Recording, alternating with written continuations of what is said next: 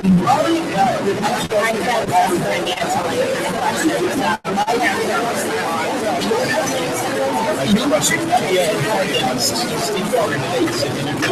funny.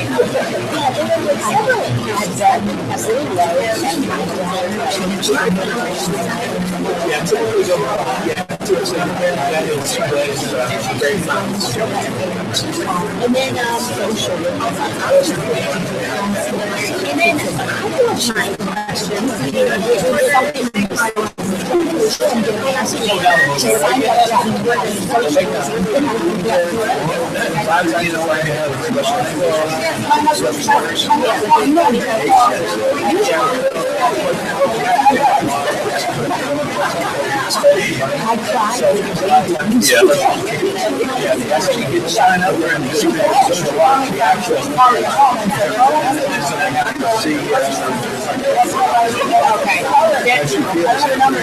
and I don't remember which two it was. They were significant. I bet you those are.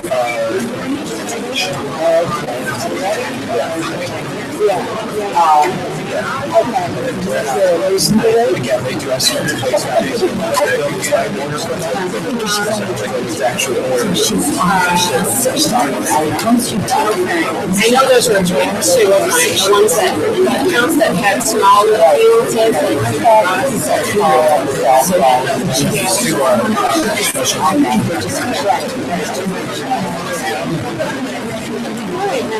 She could do it sometimes. She couldn't do it. Good evening and welcome to this meeting of the BoE Meeting City Schools Board of Education. It is Monday, October 13th, 2014. We are here at Kennedy Community Center and it is 3 minutes after 7 p.m. Mr. Parkinson, will you call the roll? Mr. Rickman? Here. Mrs. Meyer? Yes. Mrs. Scott? Yes. Mrs. Warren? Yes. Mrs. Ern? Yes. Thank you, Mr. Parkinson. Will you join me in the pledge of allegiance, please? I pledge allegiance to the flag of the United States of America and to the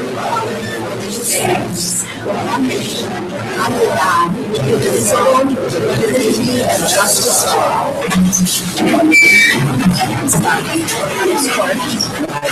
Yes, sorry. I wasn't trying to jump on you. I wasn't trying to jump on you. I just want to let you know that this is not Mr. Thompson. This is our Assistant Superintendent, Mr. Murphy, and Mr. Thompson will be here. He's at one of the schools and giving a lobby presentation, as I understand it. So I'm looking for a motion to approve the minutes of the meeting on September 8th, 2014. So moved. Thank you, Mrs. Meyer. Is there a second? I will second it. Thank you, Mrs. Zern. It's been moved and seconded that we approve the minutes of the meeting on September 8th, 2014. Is there any discussion? Hearing none, Mr. Parkinson, will you call the roll? Mrs. Meyer? Yes. Mrs. Ern? Yes. Mrs. Scott? Yes. Mr. Rickman? Yes. Mrs. Warren? Yes. Minutes deemed approved. Mr. Murphy, you have someone to introduce? I'm going backwards because I blew it. Yes. I would like to introduce Mr. Steve Medlick, who is going to make some introductions of his own and presentation. Thank you, Mr. Murphy. Members of the school board, I just wanted to take an opportunity to introduce to you two members from Chartwell's team who are now serving the school district. Our food service manager, Patrick McCollum, and Mr. Chef Michael Novoselsky. How do you know that, Mike? So you and me. Definitely go ahead and be responsible for it. I want to introduce both of them. Both are doing an outstanding job right now for us in the school district. We just want to make your acquaintance with their faces and their names. So if you have any questions, you reach out to each one. Great. Thank you. Thank you. Mrs. Rosie. At this time, I'd like to introduce Mrs. Rosia, who is the director at the Career Academy, and she has a presentation for us, and I see you've brought a lot of people with you. I think.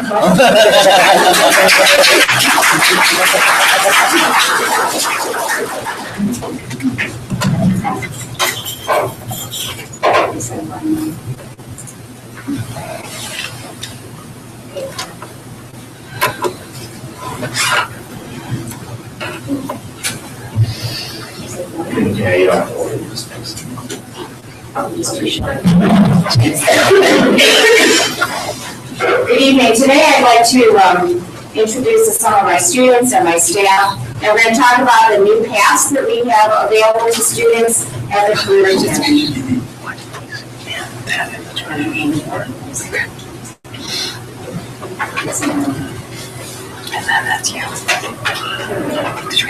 So we're going to do our programs at a glance. I'm just going to introduce them one at a time in alphabetical order. I'll introduce the instructor, and they have some student ambassadors with them, and they'd like to tell you a little bit about what they're doing. Our first program is Allied Health. Allied Health was started, this is our first year, and we had such an overwhelming response for Health Academy that we started an Allied Health program this year. And I'd like to introduce Deanna Sanford, the instructor. My name is Deanna Sanford, and I'm going to introduce, I have two student ambassadors that are with me, Kaylee Bojiak and Lauren Reed.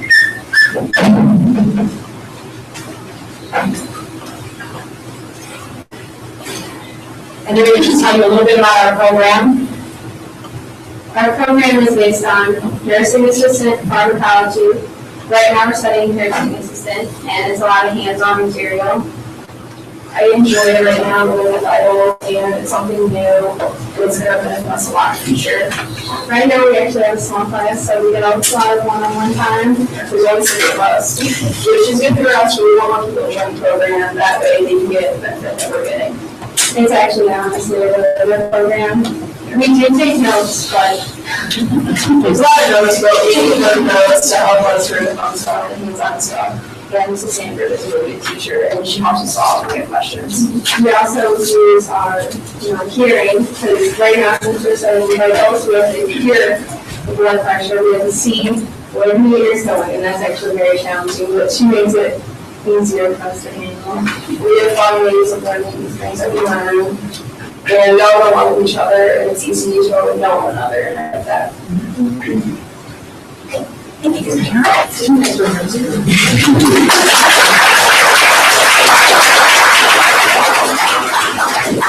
next program is Auto Collision, Mr. Lucasino. Hi, my name is Lou Lucio. I teach auto collision over at the Career Academy. I have 2 students with me tonight. I have Kyle Jackson, who was a present senior in my class, and I have a past student who graduated in 2003. I know what you're thinking. He doesn't look old enough to be teaching back in 2000. But they're going to tell you about their experiences. Oh, my experience with the program, and even the tools and the start I needed to get into business happening. I started in there, I was able to get a job in high school, co-oping my senior year.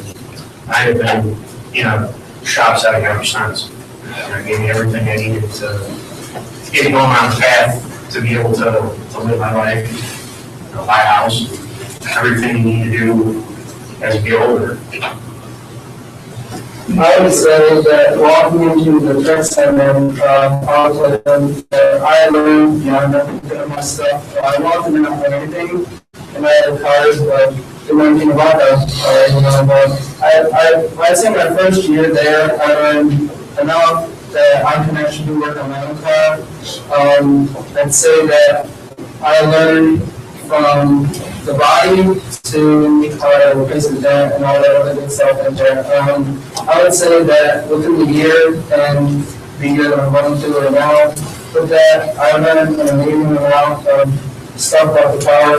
I've done work on my car, and I try to say that it's something from just doing a tech center. I help people out with their cars, with my knowledge from you.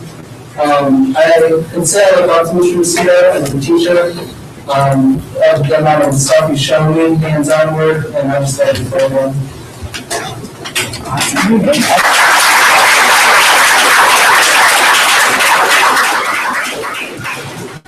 Our next program is on services, Mr. Evans.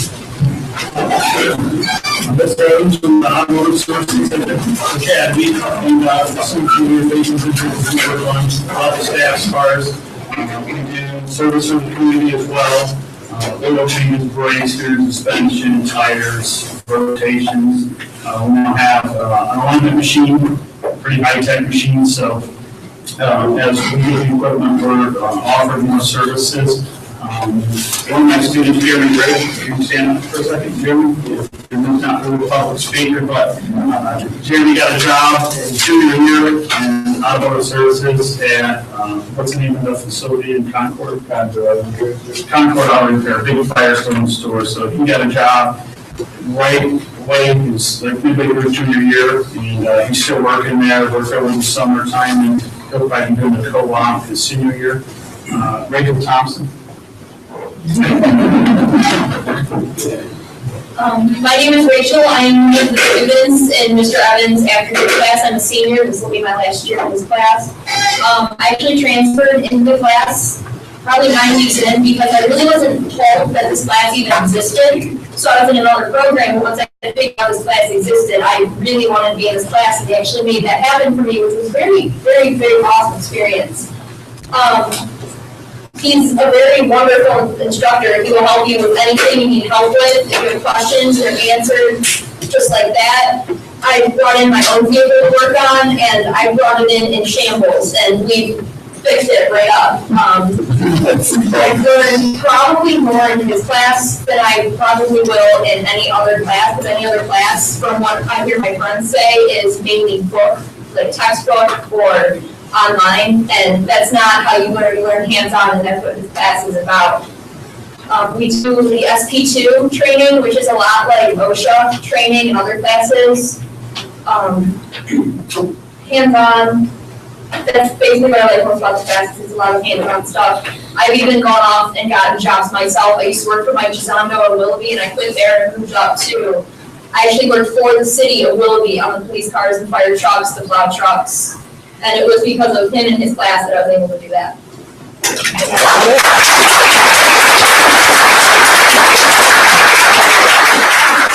I have to say that Rachel was part of the class that we went to the Piston Power Show last year, and she had the best time in changing spark plugs. This is technology, Miss Simon. She's one of the new members of our Career Academy. Hi, I'm Simon. I am the business technology instructor, and I'm very happy to be back with the Little East Lake City Schools. I was here in 2001 to 2003 and taught some other classes, and now I'm back. Unfortunately, none of my students were able to attend this meeting, but if they were here, they would tell you that we've been doing a lot of things community service-wise.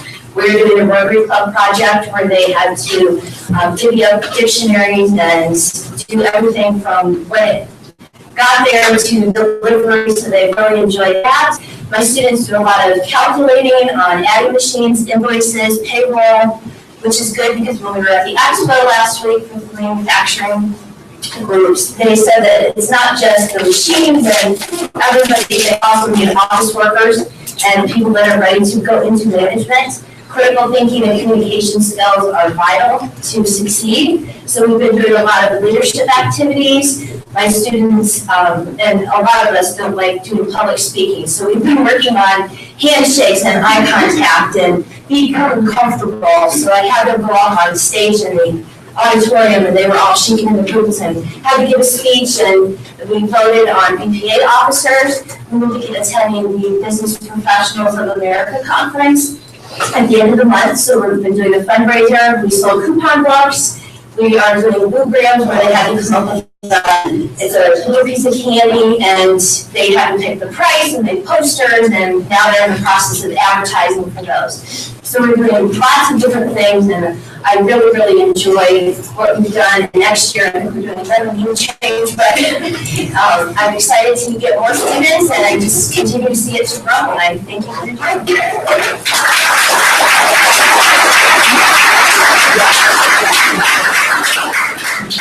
This year, we also started a class called Career Aspirations for freshmen and sophomores, and the afternoon class is called Job Training. And Mr. Cooper. I'm Paul Cooper, and I teach both of those programs.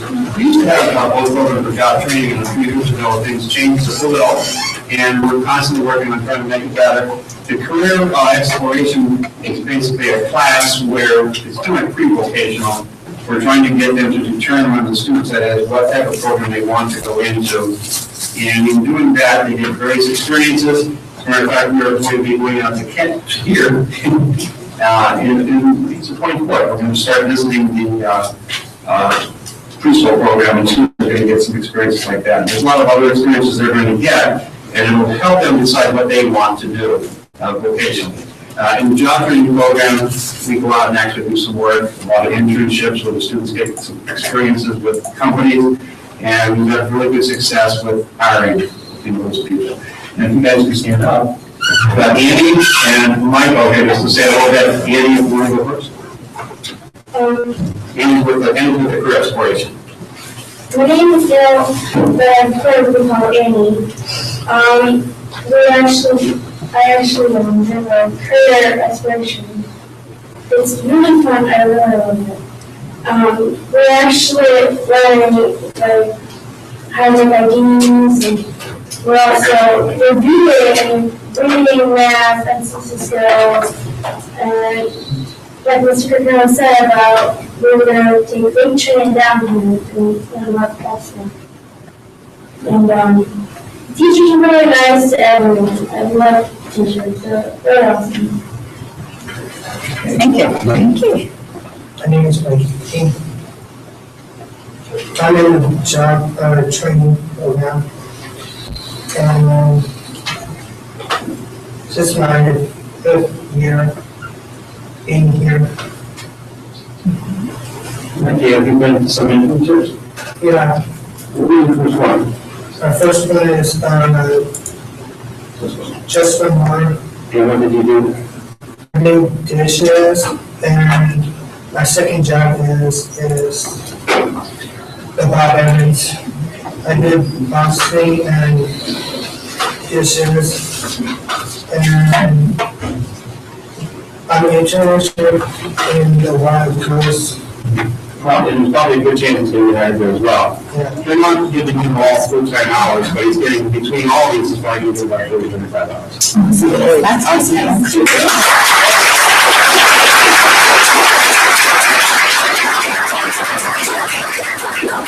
Another new program we have this year is cosmetology, and it's not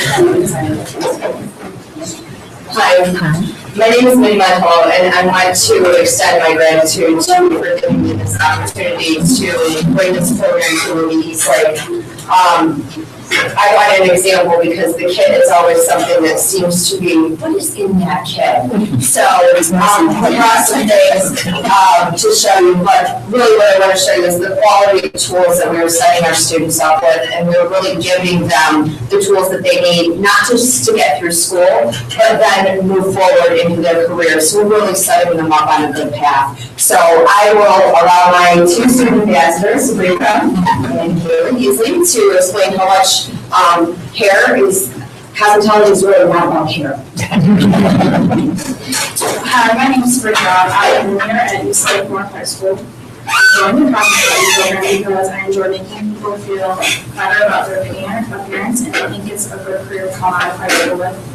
I know cosmetology will lead me on to a bigger and better things in the future. This program has impacted my life positively because I'm realizing there's more in the cosmetology field than I even imagined. And it opens up the door to many opportunities that I didn't even know existed.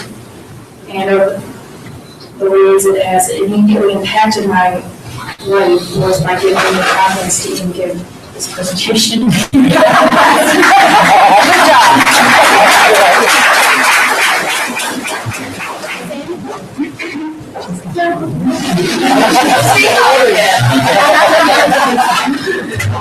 And when will we be ready for clients? January 18th to the 21st is when we're expecting to hit the clinic for and start servicing our first clients. Health Information Management is another new program that we started this year. We were recipients of a grant to be a pilot program for the state of Ohio, and Carissa Lindsay is ours. I'm Carissa Lindsay. I'm new to Career Academy, first year obviously, but 14th year in the district. And when presented with the opportunity to pilot the program, and again, like Mr. Ozio said, it's new to the state, not just new to our district. I think there were about 5 districts that got the grant approval to pilot. And doing some research, we found that it's a field that's been around but never had so much of a title. And it's the data utilization and optimization of the healthcare industry and how you can use that data and find that data to make the healthcare industry more efficient. And the real kicker to make me take the chance on it was not only Sue, but the belief in the field overall, especially with my love for technology. And it's projected to grow 27% in the next 10 years in regards to job growth and rates. And who we have today as our student ambassador is Bridget Rico. Hi, I'm Bridget Rico. I'm one of two other people in my class. Health information technology is the background of the medical field. In health informatics, we learn by problem-based learning, also known as PPL. And PPL teaches you to solve problems on your own as well as think for yourself. Instead of having a teacher in a traditional classroom feed you information, you actually have to dust off the cobwebs in your brain and think and find information for yourself. Ms. Lindsay is a great teacher considering we have a technological advantage due to her past teaching of computer classes. Ms. Rosie pops in the classroom every so often and makes me feel special. It is a great feeling to be a part of something so wonderful and to feel special. I want my parents to be proud of me, and this program is the cherry on top.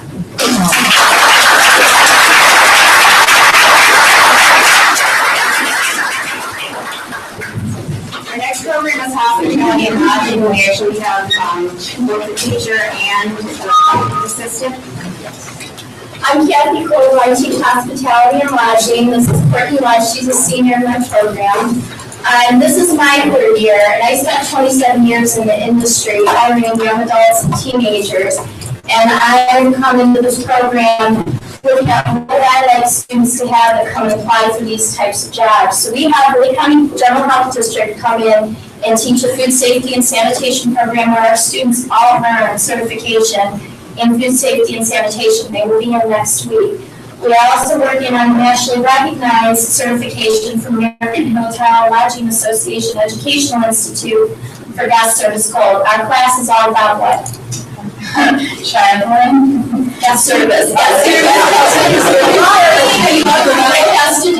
Yes. And yes, we're all public speakers. But we also are working on a already earned certification of workplace safety from OSHA and also from the National Institute of Occupational Safety and Health. So all our students come in with the basic knowledge of workplace safety, which as a former employer, I would like to see. You want to tell them a little bit some things you've been working on? I've been working on how to treat guests and like how to keep your calm and not irrational. Like you have to have empathy. If someone comes in angry, you can't just yell back at them. You have to talk to them, calm them down, and actually you treat them the way you want to be treated if you ever have a bad day. And also it's like it's not just that we're reading books, we're reading and talking about things that you're gonna be needing in life. And without this class, I don't think I had got a job where I did, and I don't think I'd been confident to be like, yeah, I can do this. Like, it built up a lot of, confidence, confidence going on interviews and talking to people, and I don't think I would have known what I did if I didn't have these skills. We have a classroom right next to our regular classroom, which is our lab. And we set that up as a mock guest room. We have a mat in there for sure students can practice everyday guest room attendance skills. We learn how to set up for banquets. We learn about conventions.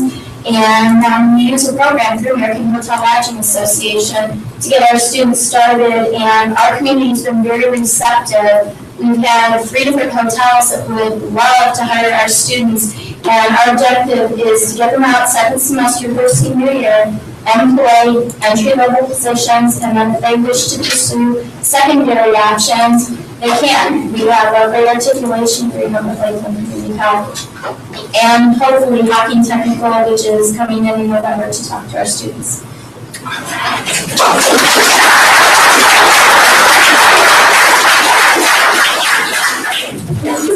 Is actually teaching a class on the other side of that wall.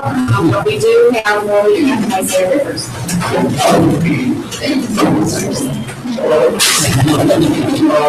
So, licensed practical nursing, it's a fantastic program. As you can see, it's not just I'm the only male in the class, but at the same time, Ms. Bowler, who is our actual instructor, she's an amazing teacher. And with this course, it's not only just about health a lot of times, it's about we have to code ethics. It tells you how to talk to people and just almost how to live and how to provide for people. And it's all in trying to be the best way to put it. When you pack it all together, it's not just about health and helping people, but it's about nursing, getting people back to their full state of well-being, and that's really what she instills in us. And we also not only learn, but we know it. So it's not just information that she allows us to retain, we can just recite, but she makes sure that we can do it, and it's instilled. I mean, what he said is pretty much what I was about. I know personally, ever since I started the program, like, I've been a better person than myself. Like, now I help my friends more, and like, someone will tell me something, and I'll remember something from class, and I'll apply it to the situation. I don't just think about it, I apply it to other things. It's not just about healthcare, it's about yourself too, and how you want to be treated. They're just a person just like you, and you don't want to be like treated. You gotta lose that hospitality in your stuff. And that's what she teaches us. And she teaches us they're just humans like us.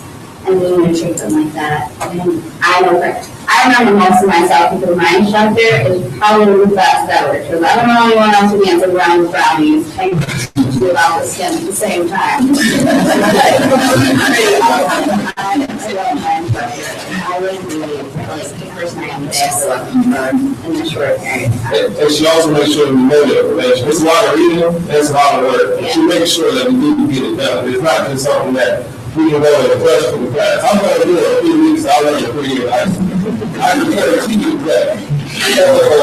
I'm just wondering why they're looking at people. You can tell a lot by someone's face. And I would never know any of that we're not making this class. So, very helpful. Yeah.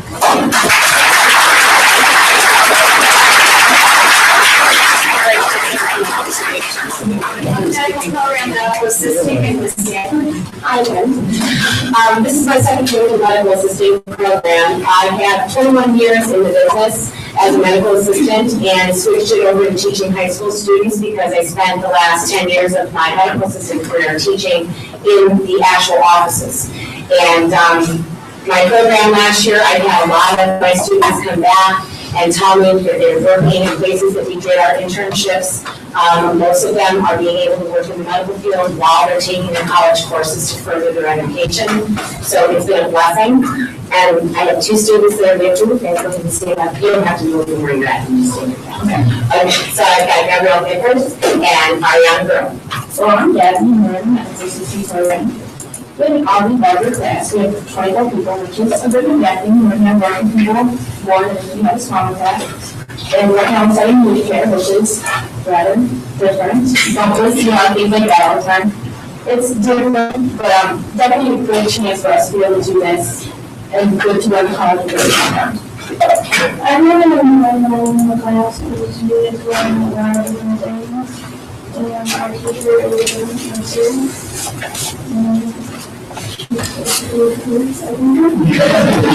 I'm saying the rest of a really good job, focus, understand things, finding ways to do it, and it's not just basic learning. You have the skill set, you have book, you have technology, we use all kinds of things to learn how to use it.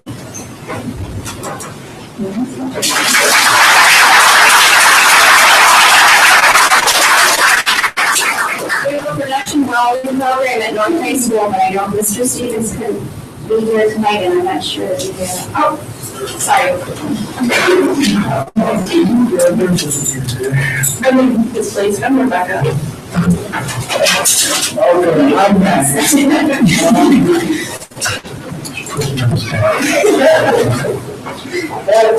Mr. Stevens teaches us the basics of writing, like how to read, TIG, art, and /stick, and gas writing.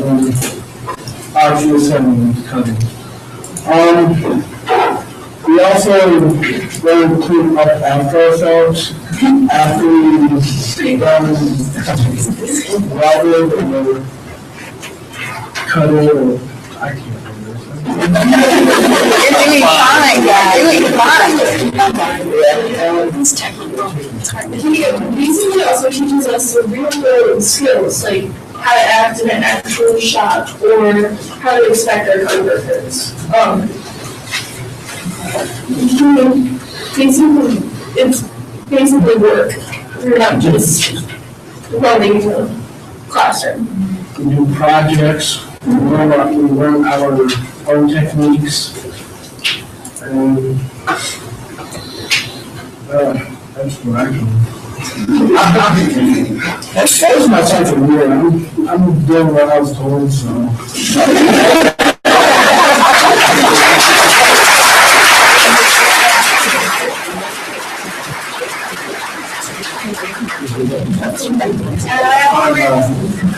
On behalf of all the teachers, that's what I'm doing. I'm doing what I'm told.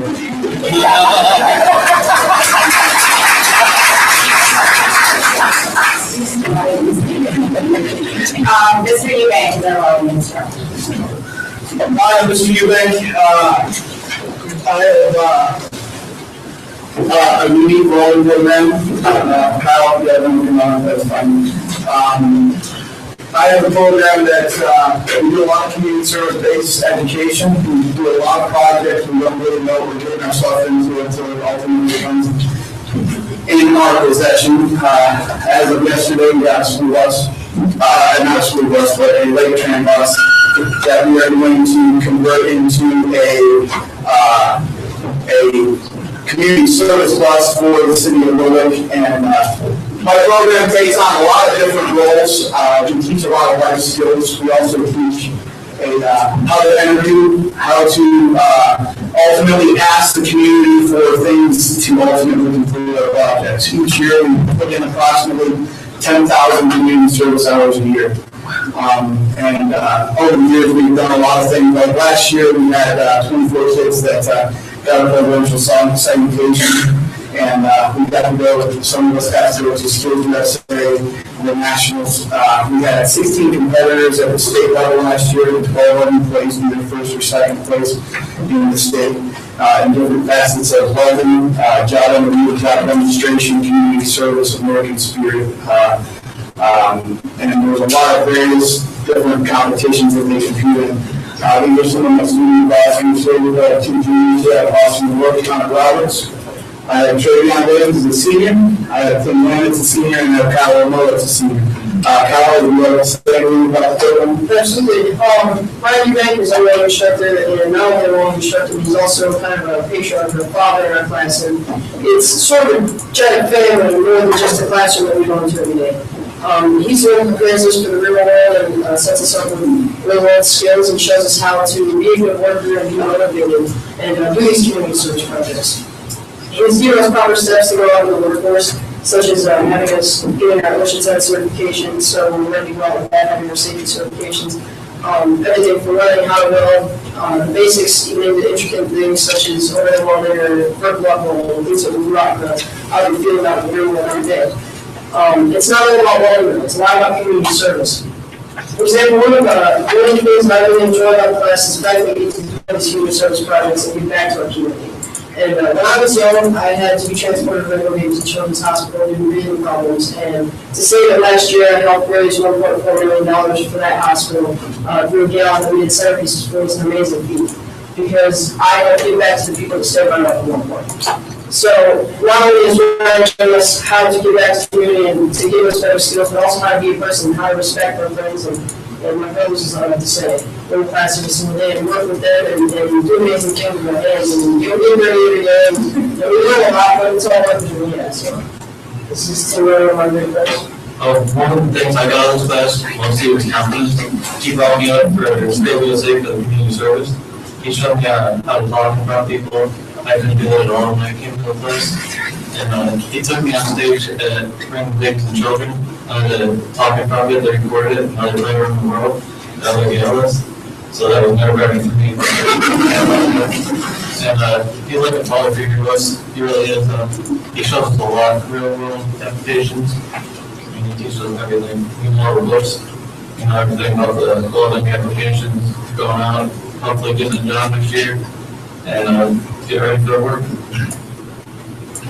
One of the main things about this program is how to be a better worker and work with my hands. When I first came to the program, I really had no clue what I was getting myself into. I thought it was just rolling on a day, but we do much more than that. We work in the community, we learn how to fabricate, how to lab interviewing skills, and we get certifications. It's just a lot of skills we learn in one program. I really didn't expect that. I've really become a better person, a better worker, and so as my fellow mates, my brothers, and like how I'm built just can really help me. Like become a better person and just learn the life class from this youth bank. It's totally changed my life. When I first came to the class, I didn't know this was something like that. Now I have to pay head on my shoulder now, but I'm going to do it. This is something I love to do. I don't know how I have to do if I didn't come to this program. That's it. Well, I'm Colin Roberts. I'm a junior in my class, and when I came into this class, I really didn't have any idea what it was going to be like. And then the first week was kind of interesting. Ryan was a completely different teacher than any of my other teachers I've ever had in my life. And we learned a lot about welding, but mostly we learned about life. We learned how to become a better person, how to get a job, and take interviews, and just to stay motivated and we keep striving towards our goals, and we will eventually become successful. I'm Austin Ward. I decided this class because I learned from one of my fellow students that he had learned very much from this class and had turned his life around. When I walked into this class, I had no idea what it was at all. And 7 weeks into the class, I can tell you I've learned more than I've learned at school in these subjects. This class has shown me many different things, such as how to take life seriously and show others the way to do things and bring, I'm not sure what the word I'm looking for is, but it's just changed my life. I look at Ryan as a father. He's already one of my best friends. He's showed me so much, and I'm not very sure what else to say, but Ryan has changed my life already in these 7 weeks.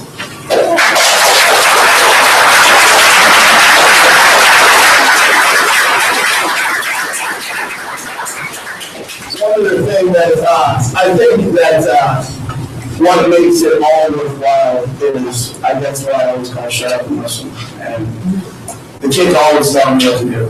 And I think that's the most important thing that makes me the kid that I am. They always know that the impossible is still possible. We just got to ultimately push our way through it. We don't always have a clear picture of what we're doing. That's definitely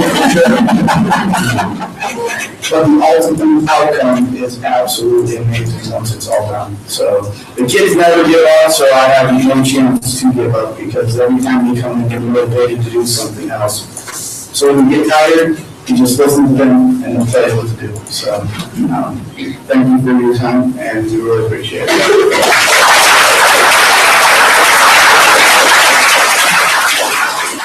I have the best job in the world because I get to work with these people. As if that's not enough, we want to start 2 more programs next year. And we'd like to do landscape and turf management. The city of BoE has already agreed that they would partner with us with the Lost Nation Golf Course for turf management. In commercial building trades, I had a union rep call me and ask if we would start this program because they would like to work with us and have the kids start on the internship with them. So that's their plans for next year. And I just want to let you know that we are growing. My first year at the Career Academy, we had 209 students. This year we have 267. We're slated next year we have about 443, and the following year we have to have 520 students.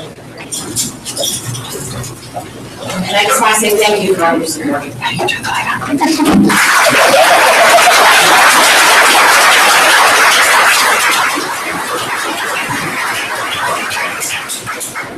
Students, awesome job, awesome, good change a lot.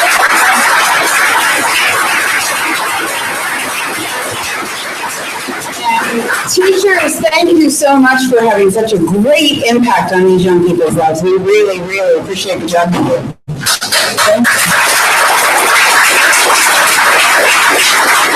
We'll take about a 2-3 minute recess, so unless you want to stay for the excitement of the rest of the board meeting,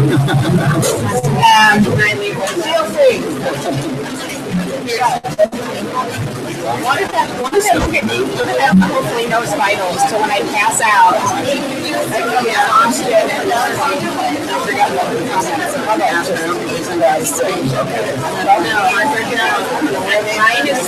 Mine is just like on Wednesday when you're October 15th. I will take that now. That's how we already did that on the stage. Just try to schedule it here. He's trying to schedule his haircut. Are you trying to, Sean, trying to get on their haircut schedule?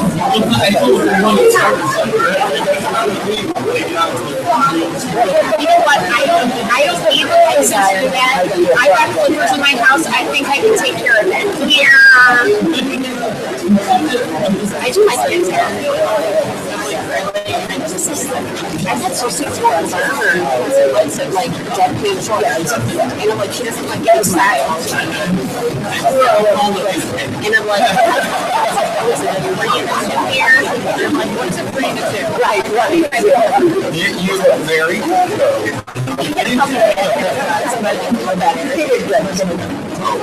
No blood loss. I like the landscaping and turf management. I just want to know how service my that's what I'm doing. Right. Because I'm not kind of the checklist thing. What was the last one? Commercial building trends. Commercial building. Commercial buildings. I don't know what the last one was. Trade. I thought it was trade. Yeah. I don't know. The trade and the trade. Yeah. I'm not sure. So as the budget comes back up a little bit. Whenever you're at a voicemail about the school fees, I would just like to remind everybody that we are on board docs right now, and if you would go to the BoE City Schools website, you can click into board docs and see all the board agendas there. And by December, we won't have paper copies anymore. We will be just using the internet. So that's why we're up here, and that's also why I messed up again. And I forgot to ask if there was anybody that would like to have public comment. There is no one? Good, thank you. Okay, that being done, we'll move to the treasurer's report. Mr. Parkinson? Thank you, Madam President, members of the board. First item for your consideration is the approval of the financial report for the month of September. The details of the report can be found in Exhibit A.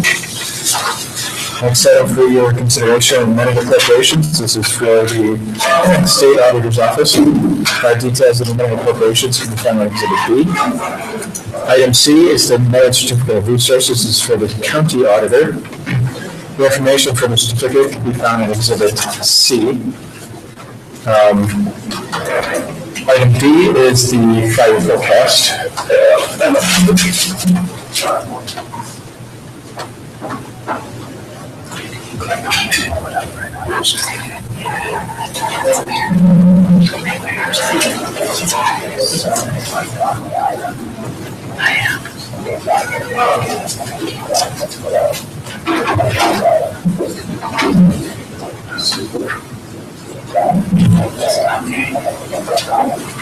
By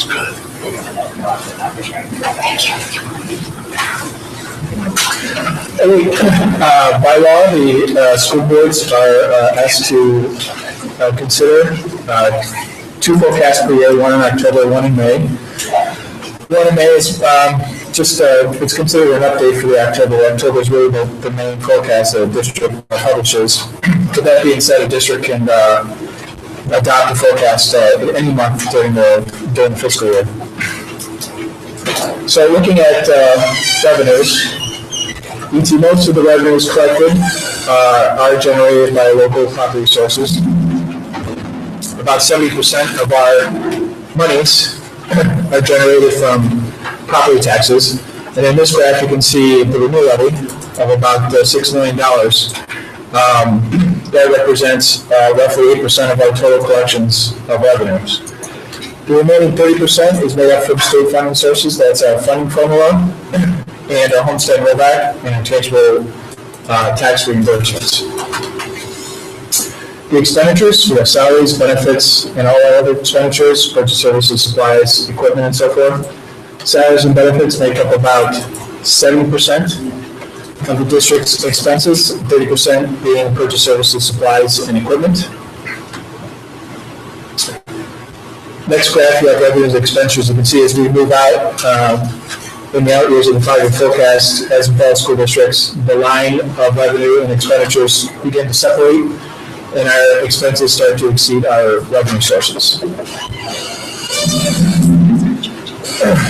The projected cash balance for the district for the next 5 years goes from $12 million this year down to $5 million in 2019. As Mr. Thompson's been talking about for quite some time, and I've mentioned also, the district is projected not to need any new money up until 2020. The district is all emergency levy based. That means every emergency levy the district has in books, it has to go to the voters for reapproval. We have 5 emergency tax levies. The last one is due to expire at the end of this calendar year, November. It's about $5.9 million, $6 million. If that fails, the balances that you saw in the previous graph will go down to a $20 million deficit by the year 2019. That's how important the renewal levy is to the school district. We will not need any. Parkinson? Yes, ma'am. I don't know if you know that your slides didn't change. Uh-oh. Yeah, just so you know, because Okay. it seems like it's stuck on revenue, which is good. Let's just keep it stuck on revenue. There we go. I was supposed to learn a bit. I apologize. That's okay. So quick review would be good? I will do a quick review. Thank you. Revenue again, we do the revenue sources. 70% of our money is local. 70 cents of every dollar generated is from the community. 30 cents of every dollar is received from the state of Ohio. That's our funding formula, our tangible tax reimbursement, and homestead rollback. On the expenditure side, we have salaries, benefits, which is about 70%. All other expenditures you can see are going to be relatively flat. What's primarily driving the expenses for the next 5 years is healthcare. Due to the Affordable Care Act, that's actually going to cost the district a lot of money, and it's going to really drive up the district's costs over the next 5 years. We are self-insured, so right now we have the cash balance reviewed by an actuary. The actuary has signed off on our cash balance, and each and every year we'll do that to ensure that enough money is put into that fund to make the payments for all of our paid claims. As you can see in this graph, about 70% of our costs are due to salaries and benefits. The 30% remaining are due to purchase services, which are utility expenses, your special ed tuition, your transportation costs, your supplies, which are your classroom supplies, your bus fuel, and those sorts of expenses. Here in this graph, you can see, as with all districts, as you get in the out years of the 5-year forecast, the revenue and expenditure lines begin to separate. And you can see that our expenses will outstrip our revenue sources. The primary reason for that is by law, the district's revenues cannot grow. It does not matter what happens to property values. They can go up, they can go down. The district will collect the exact same amount of dollars. every single year. That's why the revenue graph is relatively flat. And the reason it's bumped up a little bit is because we've taken advantage of some interest earnings opportunities, and we've invested in various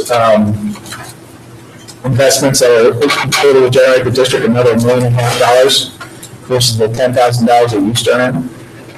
And then we have additional rental income coming into the school district, and then by law, the state funding is capped, the growth is capped. So if we were to grow by 10,000 kids, by law, our revenue it's capped at 5%. So it can't go above that. So our revenue by law and by Ohio Constitution is kept flat forever, in perpetuity. And the only way that we can raise money is go on for new levy. Now, with this next graph, you can see for the next 5 years, we're not going to need any new monies. We'll go from about $12 million cash balance down to about 5 in the next 5 years. We will not need any new money until about 2020. So we're hopefully going to be off the ballot for the next 5 years, and I believe that will represent the longest consecutive years. Was it 8 years? It will. It'll be we have averaged new money every 3 years since the law change that he keeps referencing. Many of you may have certainly have heard me say before, House Bill 920. Passed in, I believe, 1976. Yep. So since 1976, this will be the longest run since the change in law. And these cash balances, the reforms that we're putting into place, internal controls and so forth. When we presented these documents to Moody's, that's basically our credit report, the district's credit report, we were able to obtain a AA2 credit rating with a stable outlook. So Moody's likes to see stable cash. They don't like to see districts going on about every single year for new money. So that's helped the district out tremendously. Also, with that credit rating, and with the debt that we have, $30 million in notes that we have, that actually has driven down our interest costs significantly. To go from AA2 down to AA1, even down to AA, it represents significant interest costs to the school district. Now, if the November levy should fail, the renew levy, as I said, every single levy the district has is what's called an emergency levy. And by law, they have to be renewed. They're not continuous. Most districts have what are called continuous levies, which means once they're voted on, they're done, you never see them again, and the district collects that money in perpetuity. So if this November's levy were to fail, we would go from a $12 million cash balance this current school year down to a 9. Next school year, we'd go from a $13 million cash balance down to a 5, and then the year after that, we're going to start seeing deficits. By the year 2019, we'll see a $20 million deficit. Now, worst case scenario, really worst case, let's say levies fail, the state of Ohio comes in, declares fiscal emergency. The first thing the state's going to say is pass the levy. You can't cut $20 million out of a budget. That's only $90 million. That's impossible. Your district is of a certain size. You have so many kids. You have so many facilities. It costs that much money to run a school district. So there's no way that $20 million can be cut. I would argue you can't cut $6 million out of this budget, which is the levy. So it's very important that the renew levies pass 2014 this year, and then the next one in 2017 to keep the financial health of the school district and all the programs that you just saw a few minutes ago, to keep those programs going. And that's what these levies pay for, those type of programs, and then the programs throughout the entire school district at the elementary, middle school, and secondary level, not just vocational programming. It's also important to note that we've had another law change. I was just going to mention that. Yeah, we'll go ahead. I won't steal your thunder. No, that's fine. If this, like Mr. Thompson was going to say, if this levy were to fail, we would go right back on the ballot and ask for it again. The issue becomes with the new law that was recently passed. I mentioned homestead rollback back in the 70s when Ohio did not have income tax. What they did to get income tax passed by the General Assembly is they basically asked the voters, we'll trade. We will trade you, give us income tax, and we'll deduct 12.5% off your property taxes. The deal was struck, and that's how we have homestead rollback. So every resident gets 12.5% reduced off their property tax bill. This recent law that went into effect says that districts will no longer receive that 12.5% credit. So if my bill is $1,000, I get a 12.5%. I actually only pay $875. That $125 is made up by the state of Ohio. The bill says Ohio won't cut the school district $125 check anymore. So in order for the district to generate those exact same dollars, we would have to raise our levy by 12.5%. So every $1 million that used to generate $1.4 million, we'd have to ask for a 12.5% increase for the new levy if this one would fail. And then consequently, any other levy that comes in after this. So if the next renew levy 2017, same thing. If that levy fails, which I think is around almost $80 million, we would have to ask for 12.5% more from the local community to generate the same amount of money.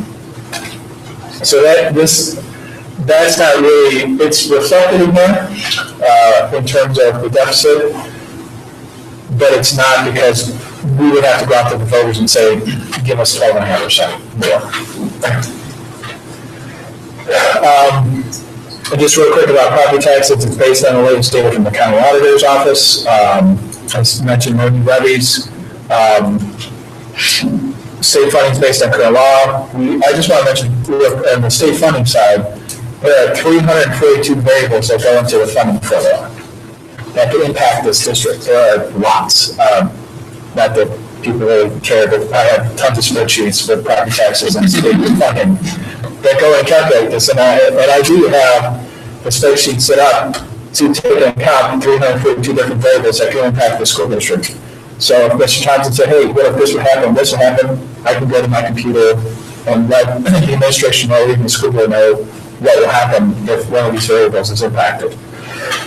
So there's a lot that goes into the funding formula. It's not just a straight $50 a kid or $100 a kid.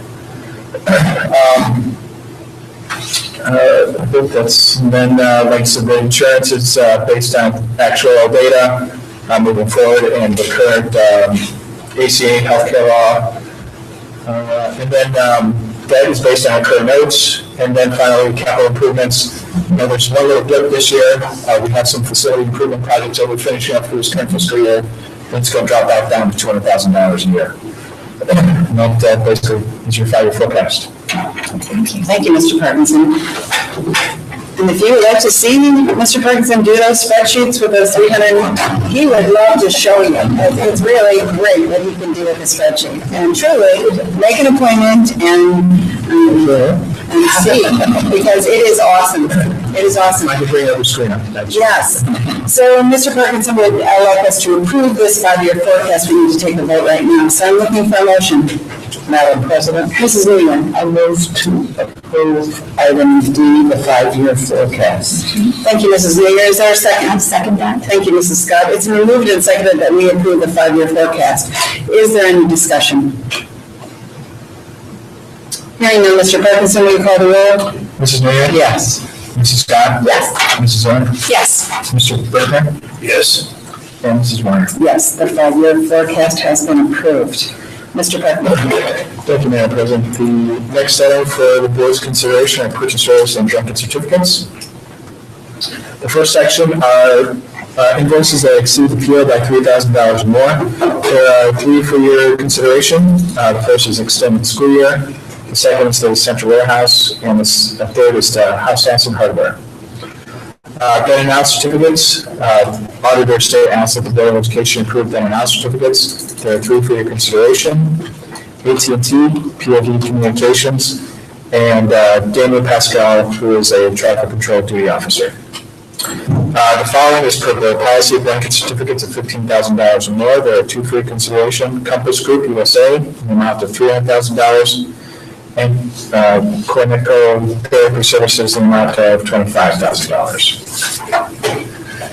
Item F for considerations of funds. Auditor state asks that any money is being transferred be approved by the Board of Education. The first section for your consideration is the amount of monies to be transferred to the general fund from the following accounts. The Little Lake Middle School Phys Ed account, Andrews Osborne, Willoughby Montessori, and the Christian Cornerstone. The last 3 are what are called auxiliary accounts. Those monies, those represent cash balances at the end of last fiscal year. We have to move those monies to the general fund and from the general fund back into new cost centers. You'll see the last four numbers change from 14 to 15. That represents this fiscal year, and so beginning cash balances from that, ending cash balances from last year become beginning cash balances for auxiliary accounts for this fiscal year. And so we're asking the general fund then to transfer those exact dollars to the new accounts that you see in the bottom half of the exhibit. Item G is to establish new fund and special cost centers. The Royalty Principals account, $2,500. And then the amount of money to be transferred from the Royalty Principal account to the general fund, and finally from the general fund to the Royalty Courtyard. Again, it's at $2,500. You will see, again, we will see a lot of transfers from month to month. That's because the auditor state makes us always go through the general fund for any transfer. No other fund is permitted to transfer money, so that's why you see these amounts all the time. Power the Pen competition. This is $1,500 to the Willoughby Middle School Power the Pen. That's item H for your consideration. Item I for your consideration is group retrospective voting. This is a Bureau of Workers' Comp program. This has saved the districts hundreds of thousands of dollars by moving to the Shakely Uniserv group. The Workers' Comp is called retrospective rating. It will save the district hundreds of thousands of dollars in workers' comp costs. And as a result of past premiums that we paid, the district will be due a significant premium rebate from the Bureau of Workers' Comp, and I believe those numbers will be published sometime in the month of November. That should be right around $150,000 to the school district. That will be able to get back into the district's books. Item I asks for a separate vote, Madam President. Mr. Parkinson. Mr. Parkinson asking us to vote on the group retrospective rating program. Do I have a motion? Madam President, Mrs. Newman. I move to approve item I, the group retrospective rating program. Thank you, Mrs. Newman. Is there a second? I will second that. Thank you, Mrs. Zern. It's been moved and seconded that we approve the group retrospective rating program. Is there any discussion? Hearing none, Mr. Parkinson, will you call the roll? Mrs. Muir? Yes. Mrs. Zern? Yes. Mrs. Scott? Yes. Mr. Bickler? Yes. Mrs. Warner? Yes. The program has been approved. Mr. Parkinson. Thank you, Madam President. The next item for your consideration is a revisement of board policy. Looking at the various costs that it costs various employees to travel for workshops and various conferences. I'm asking the Board of Education to raise the hotel to $150. A lot of times when employees or school board members go to Columbus for various workshops and conferences, many times the hotels there exceed $150, including taxes. And a lot of times that puts employees in violation of board policy by raising that to $150. When various employees would go down and stay, we'd be in board policy guidelines. The same thing with meals, with the cost of food going up. I'm asking the Board of Education to raise the limits to $10 for breakfast, $15 for lunch, and $25 for dinner, including taxes and gratuities, so that would be all inclusive. Item K for consideration, there are a number of gifts and donations made to the school district. Stevie Mills donated 3 pallets of steel, valued at $2,400 for the welding program. ACS Industries donated metal valued at $6,715 to be used by the welding program.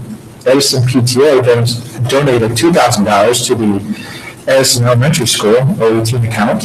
North High School Boosters donated $1,865 to the North High School Art Club. Rebel Moms donated $1,610 to the South High School Athletic Club. And finally, the Longfellow PTA donated $5,000 to the Longfellow Elementary OM8 account.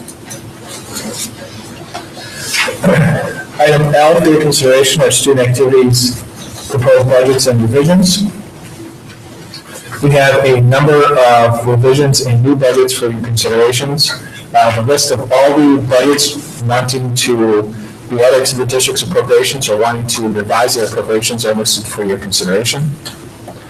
And finally, the last item, establishment of a temporary change fund, $1,000 for the North High School Athletic account, And this is due to a tournament that North High School will have, and due to the volume of athletes and parents that will be attending the events. In order to have proper change for all the various concessions, I'm asking the Board of Education to consider a temporary increase of $1,000. Once the tournament has been concluded, North High School would then return to its normal change fund. When is that tournament, when is that event? That's the North-South football game, which is the last game of the year. It's actually October 30th, which is good to know in the newspaper. I can't say it too many times. That's Thursday night. We moved off of Friday night because of Halloween, and then chose not to go Saturday night, which everyone always asks. So I'll preempt the question, why not Saturday night? And the reason was to maintain, because of playoff implications for teams moving forward was the reason, rationale. Yeah, so we just made that decision. We're expecting a lot of parents and students to attend the games, so that'll allow us to. We sure hope so. Have an appropriate change. Those conclude my reports, Madam President. Thank you, Mr. Parkinson. Mr. Thompson is here now, and he will give the superintendent's report. Well, thank you, Mr. Murphy, for setting in. If I would have known, I would have delayed a little longer. I thought I was missing the treasurer's report. First off, I'd like to introduce Mr. Steve Nedlick, which I think people are beginning to know who he is now. Diligent, hard worker who has done a lot of things for us. You're going to see a couple of those pieces this evening. And one of them is doing a fantastic job of helping maintain our buildings and fix the ones that are not, which is the segue into our presentation this evening. Thank you, Mr. Thompson. I'd like to quickly introduce Carolyn Company Representative Dan Leader and Tim Hello. Working with them over the past 6 months or so. They went through and assessed all of our roofs within the school district, somewhere in the neighborhood of 850,000 square feet. The report in its entirety, which we will not go through tonight, in 77 pages long. So what I've asked Tim and Dan to do is give you a brief overview of some of their findings and the direction we're going to be heading here in the next several months to come back with a recommendation to the school board moving forward. So I'll turn it over to Dan and Tim.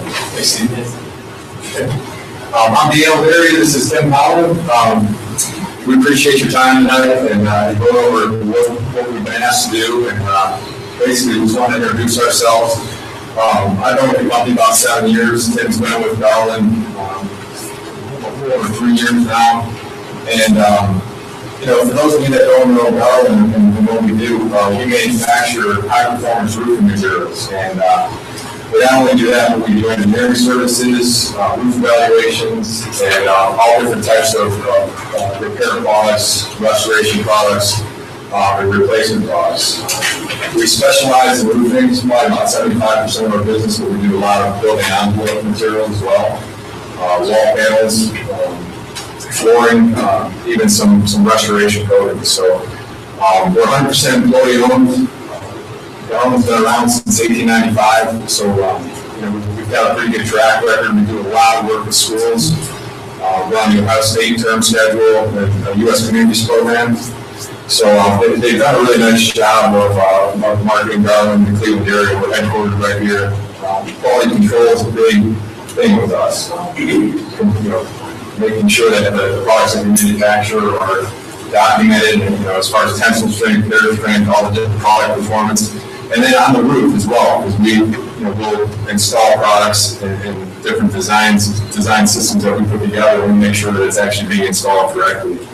So one of the things that we're proud of is we have one of the lowest warranty adjustment ratings in the industry. It's about 1%, and that's mainly because Tim and I, we make sure that the jobs are going down right, that there's no questions after the fact. So we've actually been in business 119 years, so you can tell we're not math majors. We can go to the next slide. We're here because Stephen asked us to put together an overall roof evaluation of all the different roofing sections. And we've done that, and like Stephen said, it's 577 pages. And Tim Fletcher will go through that slide by slide once he gets out. But really, we try to look at it with the eye of the design initially, the materials that were used, are they in good shape, are they failing?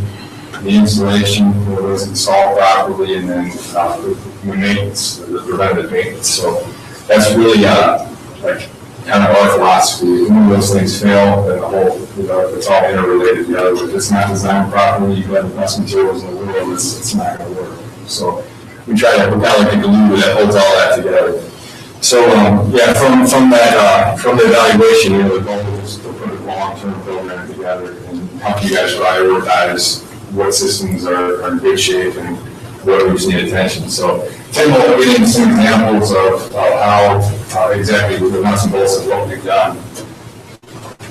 Thanks, Ian. Thanks, board members. Thanks, Steve, and ours to be here today.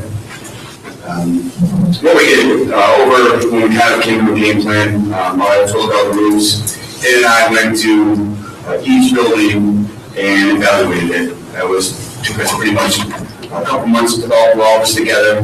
And rather than just say, here's your building, we wanted to take a look at each roof section to that building. We thought about by drawing each area we went to. We took a core part of the roof assembly to figure out what's there, what the condition is in, does it have insulation, is the building, holding any of that heat. Each picture is captioned, so you get a detailed description with it, and the overall condition. Okay, so what does all this mean? What type of condition is that building in? And all this is accessible.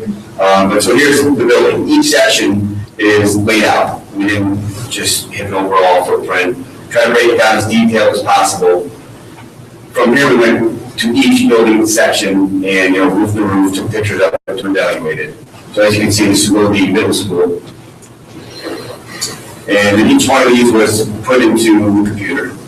And this kind of covers a few more of Thomas Jefferson. But if you were to click on the administration building, each one of those sections that would be broken out, section A, B, C, D, and so forth. And if you wanted to click on it, you can figure out, okay, well, this is what we have up there. This is an example of what we found on this section.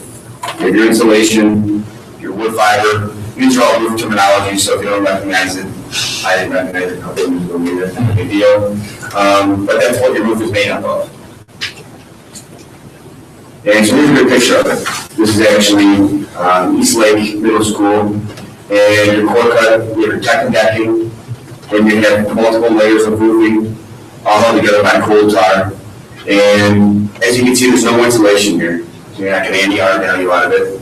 The deck appear to be, as you can see, the description, some of the poor condition. And this is very helpful to give us an outline, a direction to go to each building section. So it's just an example, but they're all up there. So each section is broken down, and okay, here's the pictures, this is what's going on. You have your ridging, what's a ridge. You give an example or a description of it, what's a blister. And as you can see, it's a pretty detailed description of what that is for each building section.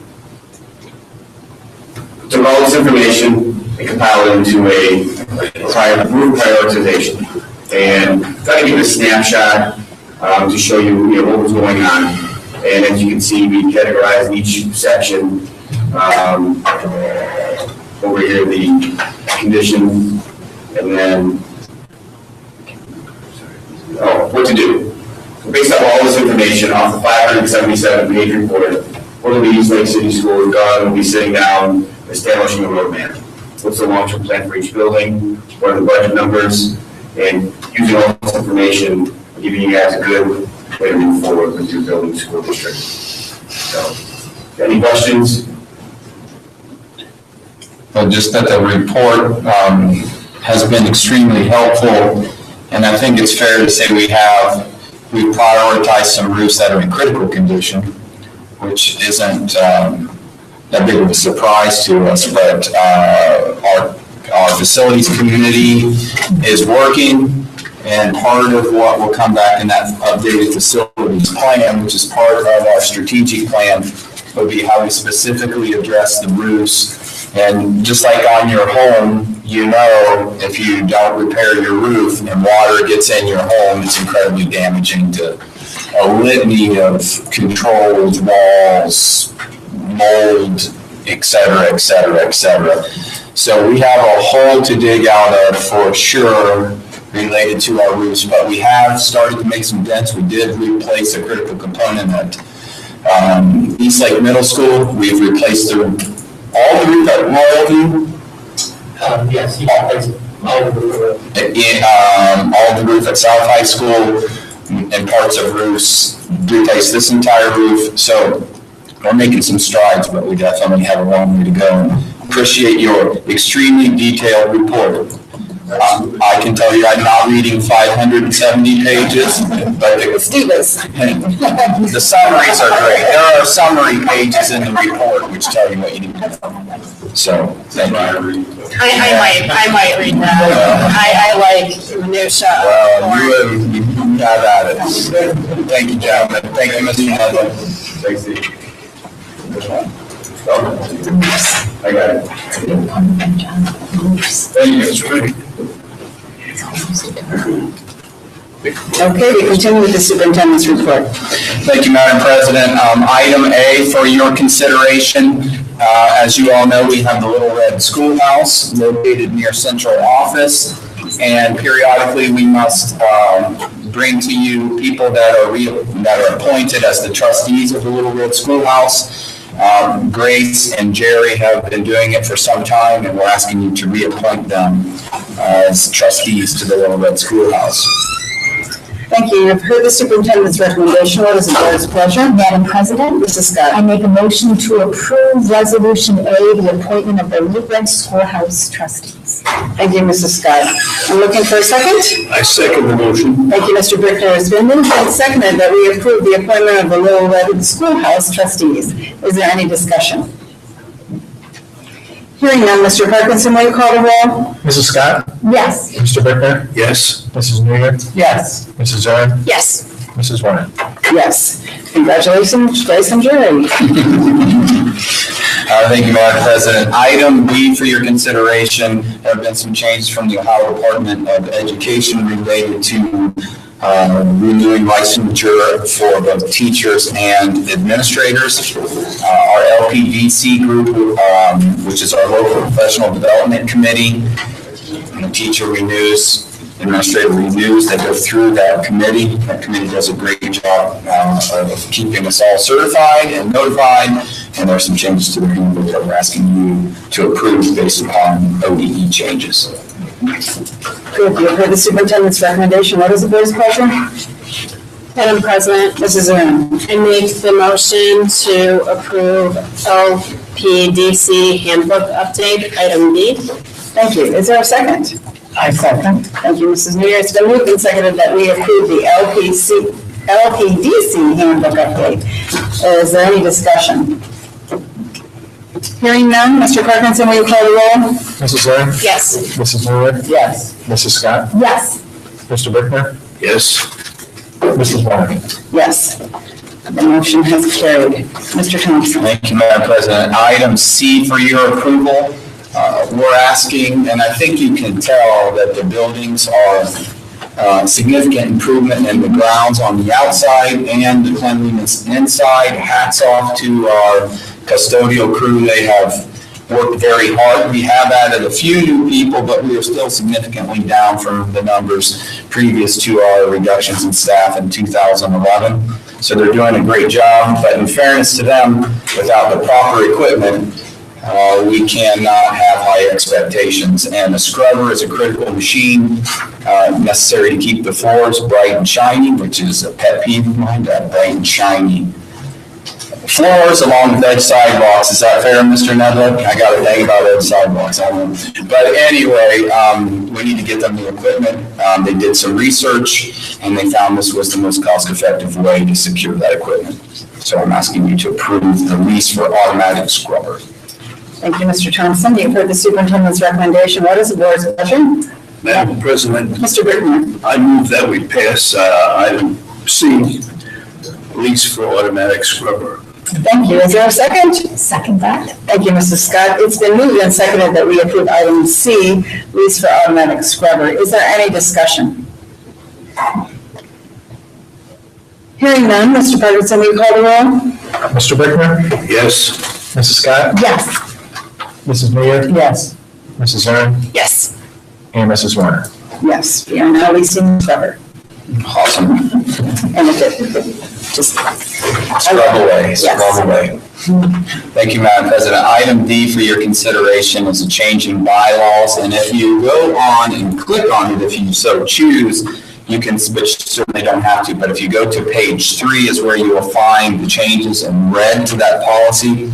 And just like we ask administrators and teachers and our aides and our custodians and our secretaries, all of us will be going through professional development on November 4th. Thank you.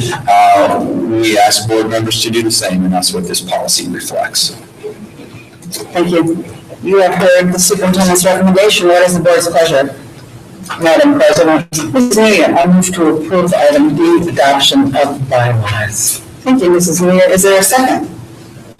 I will second that. Thank you, Mrs. Zern. It's been moved and seconded that we approve item D, adoption of bylaws. Is there any discussion? Hearing none, Mr. Parkinson, will you call the roll? Mrs. Mayor? Yes. Mrs. Zern? Yes. Mrs. Scott? Yes. Mr. Brickner? Yes. Mrs. Warner? Yes. Bylaws scheme approved. Mr. Thompson. Thank you, Madam President. Item E for your consideration is the revised fee schedules, which are always difficult because the fee schedules are rising. We're doing a review of the fees. In the spring, we'll come back with a presentation to the board. To simply cut the fees out would be a loss in revenue of approximately, Almost $1 million. yeah, I think it's just over $800,000 a year. So think back to that 5-year forecast and lock off $850,000, $900,000 each year off that forecast, and that's not a viable option. However, to continue to ask parents to pay more and pay more and pay more and pay more in fees is also a predicament for the community to be placed in. So we certainly we're doing a review of that right now. Gina Kevlin has led that already and made some reductions in our fees already, and that is reflected in this revised fee schedule. But certainly, we know they're getting high, and we're going to have to make a decision if we want to cap those. And I think that's probably what the discussion is going to be: is how do we cap it, where do we cap it, and how does that work in terms of being fair to the entire community, being fair to the taxpayers, while yet being sensitive to the reality that if you have 2 or 3 kids in the school district, you're very expensive, and we're a public school. So making that balance. You will see one that is strikingly high. That is the cosmetology program. I can tell you that we are reviewing that. We've called other schools. The fact of the matter is the cosmetology program is expensive. These are take-home kits. And these young folks will receive a license that if they wait until after high school, would be approximately $15,000 to receive that license. So for us, they're getting it for what's going to be around $1,200. I know that's pricey, but the kids were notified of that in meetings before they signed up for the program. We are going to look at trying to get the kits at a reduced rate. We've made some calls to the Mayfield Compact and some other places that have been running cosmetology programs much longer than we have. But that is the nature of that specific program at this point.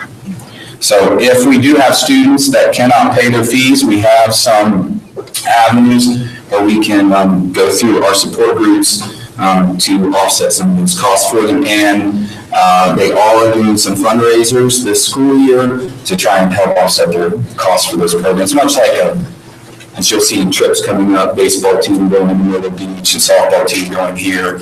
It's a little over $1,000 a piece per student to participate, and they do fundraisers to try to offset their costs as well. Thank you. You have heard the superintendent's recommendation. What is the board's pleasure? I had some questions about the school fees. Okay. And I'm not sure if this is exactly true, but when I went through each matrix, each like school supply, or school fee kind of grid, I noticed what appeared to me to be some duplication of items that are also on school supply lists. For instance, headphones. Okay. But yet parents have paid for those, but then they're paying for them again in the school supply fee based on these breakdowns. That is something that we're looking at. The headphones that we were perfect, that we specifically put on the school supply fee were the ones that were used for our math testing, which are required for the math testing and the compass learning. I know that some of the other schools were asking for additional headphones for use in the classrooms, and those were used in the computer labs. So we're trying to reconcile that as well.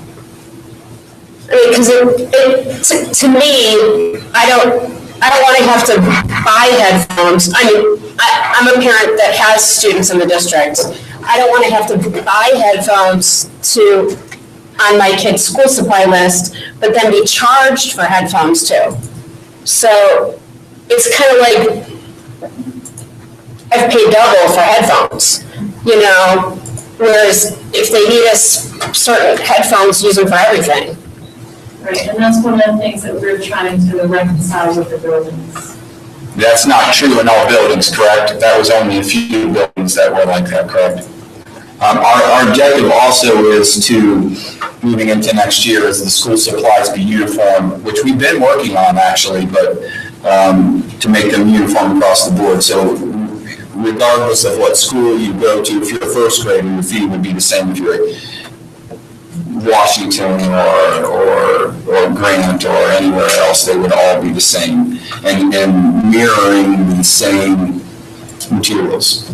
So that's a paradigm shift for us in the school district, but we've made a lot of strides, but we're not there perfectly.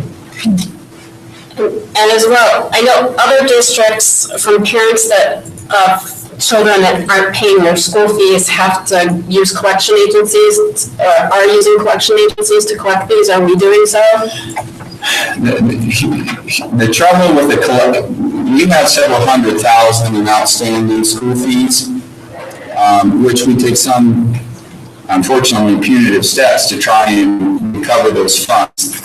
Power school being shut off, whole release of transcripts, some of those things, which can be controversial to some folks. By the way, if anybody can't pay their school fees and they contact us, we work out arrangements for them to make payments. So we work with anyone who will reach out to us.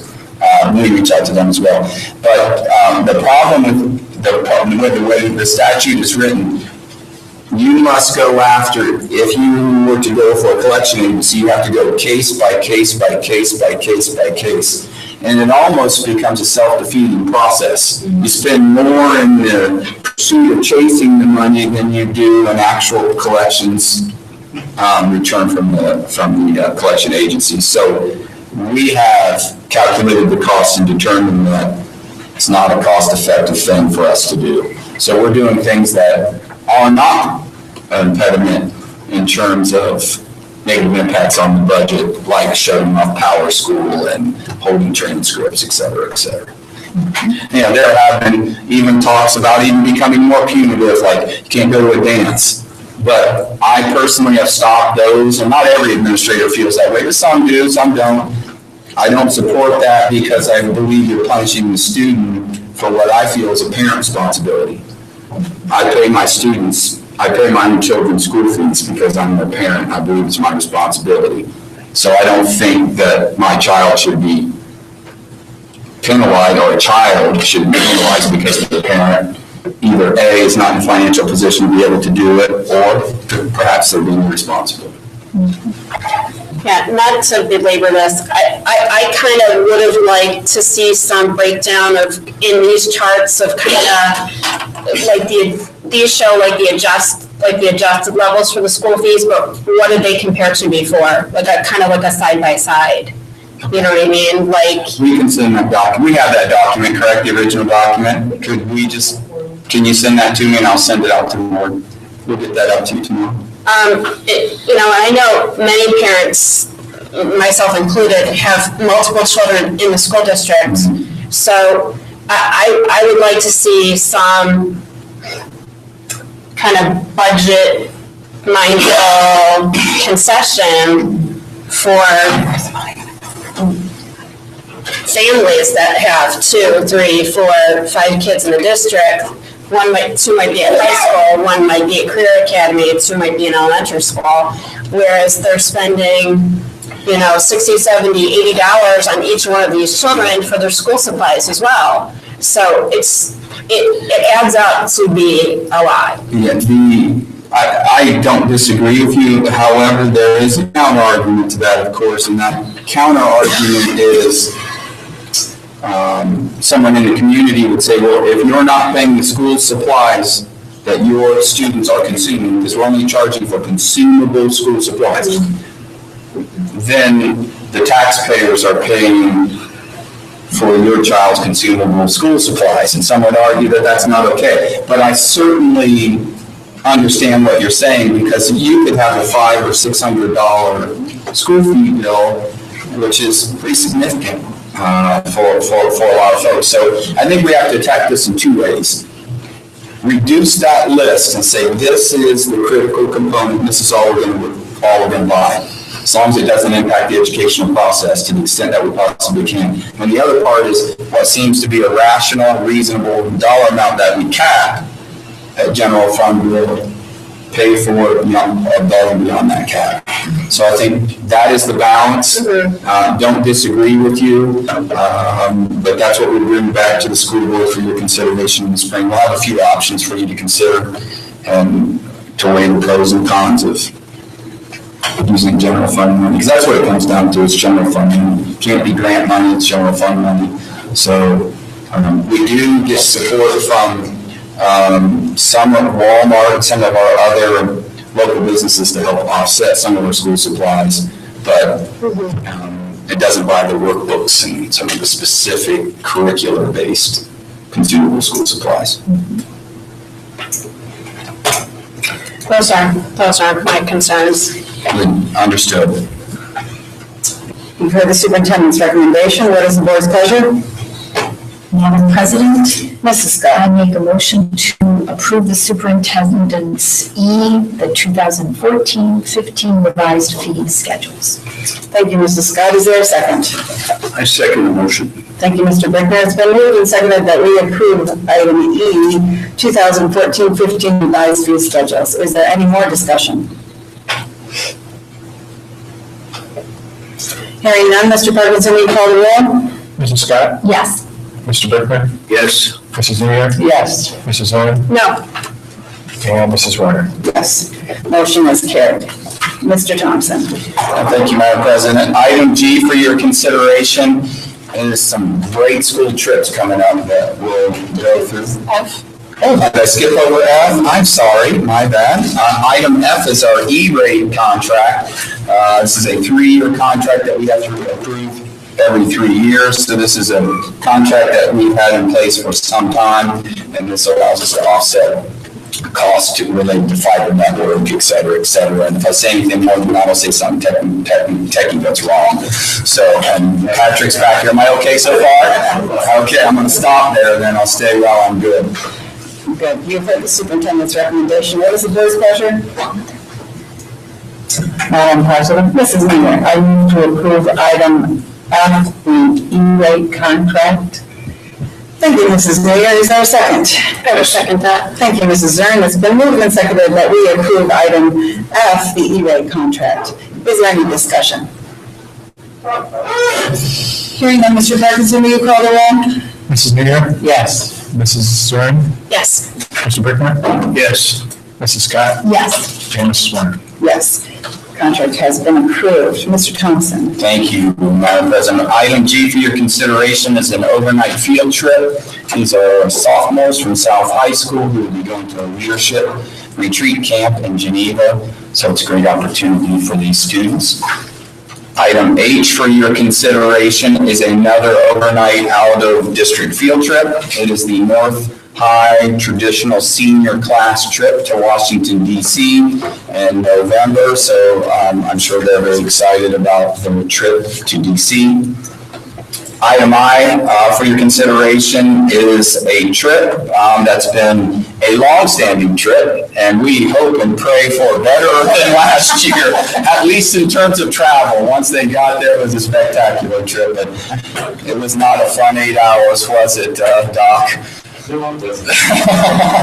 survived. We did survive, and no one was injured, so that's the critical piece. But anyway, it's to attend the trip in New York City, which Doc Iman has been running for many, many years, and it is a fantastic trip.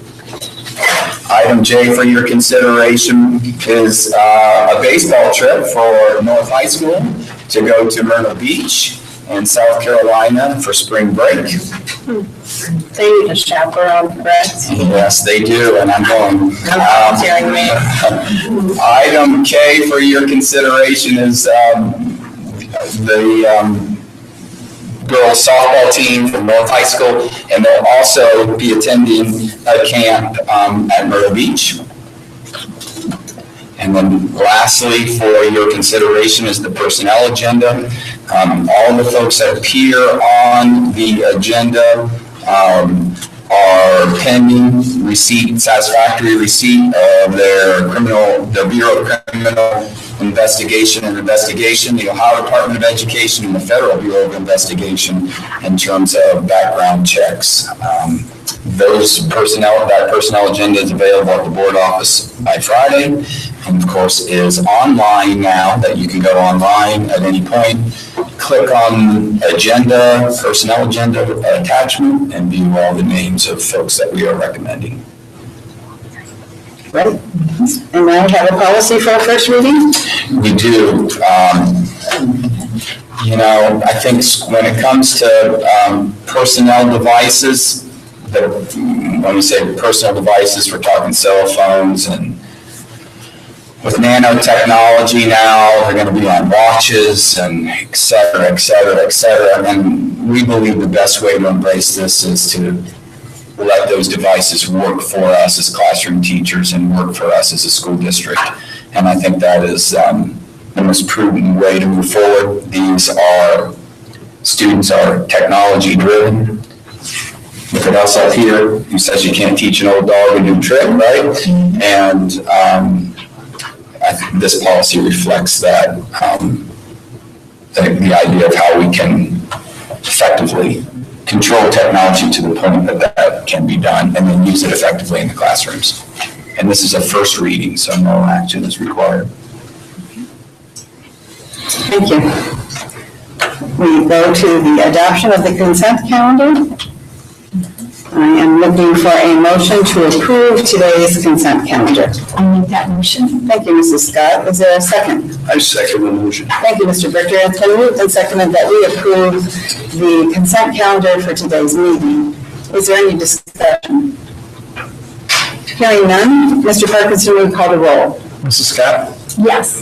Mr. Bricker? Yes. Mrs. Muir? Yes. Mrs. Zern? Yes. Mrs. Warner? Yes. The consent calendar has been approved. The next meeting of this Board of Education will be Monday, November 17th, which I believe is a change, so that you want to note that on your calendar if you attend board meetings. I am looking for a motion to approve that meeting. Madam President, Mrs. Zern. make the motion to approve item A, meeting notification. Thank you, Mrs. Zern. Is there a second? I second. Thank you, Mrs. New Year. It's been moved and seconded that we approve meeting notification for our meeting on Monday, November 17th, 2014. Is there any discussion? Just note that is 1 week later than what you're used to because of the OSBA conference, 17th. Hearing nothing else, Mr. Parkinson, will you call the roll? Mrs. Zern? Yes. Mrs. Muir? Yes. Mr. Bricker? Yes. Mrs. Scott? Yes. Mrs. Warner? Yes. We will have a meeting November 17th. Amy from the press, right? Anything? The state is still. Yes, I'm glad you said that. Thank you very much. Tomorrow night, we have a State of the Schools presentation. That will be at North High School at 7 p.m. And I'm going to spare you being the lone speaker. Mayor Bondi will be there. Mr. Nedlick has a piece of the presentation, and I've been told to shorten my piece, so I'm going to do that. But I hope and then a second one will be held on Thursday at 7 p.m. Mayor Anderson will attend as well. And both of those will be in theaters at each respective school. So it's exciting actually to get into North High School and see their theater. And then South Theater is just 1 year removed from being renovated. But I think that what you'll find is this is not a lovely presentation. This is, if you want to know what's happening in the schools and the direction we're going and the decisions that we're making, I think that you'll find that meeting to be informative. That is Tuesday and Thursday, so thank you for reminding me. So Tuesday is North at 7 p.m. tomorrow, and Thursday is 7 p.m. at South High School, both in the theaters. 7 tomorrow at North? Yes, ma'am. Yes. Tuesday, we're in Ranger Country, and Thursday, Rebel Country. Anything else, Amy? That's it. Thank you. I'm looking for a motion to adjourn. So moved. Thank you, Mrs. Newman. Is there a second? I will second. Thank you, Mrs. Zern. It's been moved and seconded that we adjourn today's meeting. Is there any discussion? Hearing none. Mr. Parkinson, will you call the roll? Mrs. Mayor? Yes. Mrs. Zern? Yes. Mrs. Scott? Yes. Mr. Brickner? Yes. Mrs. Warner? Yes, we are adjourned. It is 8:42. Thanks for coming.